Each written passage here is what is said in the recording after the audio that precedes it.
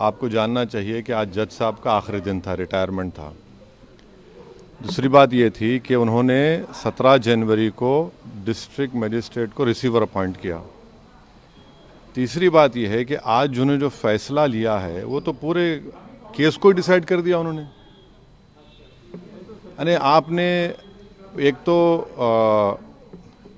कितने 93 के बाद से अब तक खुद कह रहे हैं कि वहाँ पर कुछ नहीं हो रहा था। अब मस्जिद के तहखाने को आप दे रहे हैं तो फिर आपने तो पूरा केस ही डिसाइड कर दिया। भाई कितने साल हो गए, 93 से आप 30 साल हो गए। हाँ, उसमें मूर्तियाँ कहाँ हैं, कैसे मालूम उनको? तो ये प्लेसेस ऑफ वर्शिप एक्ट का वायलेशन है। भाई 30 साल में 30 साल के बाद आप ये काम की इजाज़त दे रहे हैं, तो उनका तो एक काम था कि आप उनको 30 दिन का टाइम देते अपील के लिए।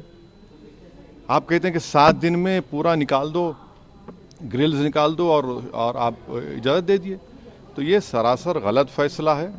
और आखिरी बात यह है कि नरेंद्र मोदी की सरकार जब तक अपनी खामोशी को तोड़ेगी नहीं और साफ तौर पे कहेगी नहीं कि हम प्लेसेस ऑफ वर्शिप एक्ट के ऊपर स्टैंड बाय करते हैं, ये पूरे तनाज़े चलते रहेंगे। और मैं फिर से कह रहा हूँ कि जब बाबरी मस्जिद का टाइटल सूट का जजमेंट आया था, मैंने जिस एप्रीहेंशन का इजहार किया था कि वो फैसला यकीनन सुप्रीम कोर्ट हमारा आखिरी कोर्ट, हम इज़्ज़त करते हैं, मगर फेद की बुनियाद पर आने से ये तमाम चीज़ें खुल रही हैं।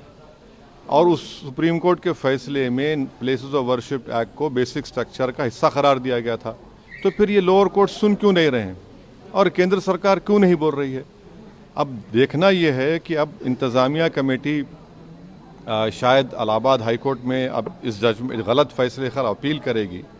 अब नहीं मालूम क्या फैसला है, मगर 17 जनवरी को एक बात कहते हैं, फिर रिसीवर को बोलते हैं ये कर दो आप, आखिरी दिन आपका। खैर उनका इख्तियार है, उसको कोई रोक नहीं सकता। मैं आपके व्यूअर्स के समझने के लिए कह रहा हूँ। और प्लेसेस ऑफ वर्शिप एक्ट का मतलब क्या है? 30 साल से कुछ नहीं हो रहा है, आप उनको 30 दिन नहीं देते। ये चीज़ें हैं। हाँ, 6 दिसंबर दोबारा हो सकता है इस देश में। 6 दिसंबर दोबारा हो सकता है, क्यों नहीं हो सकता है भाई?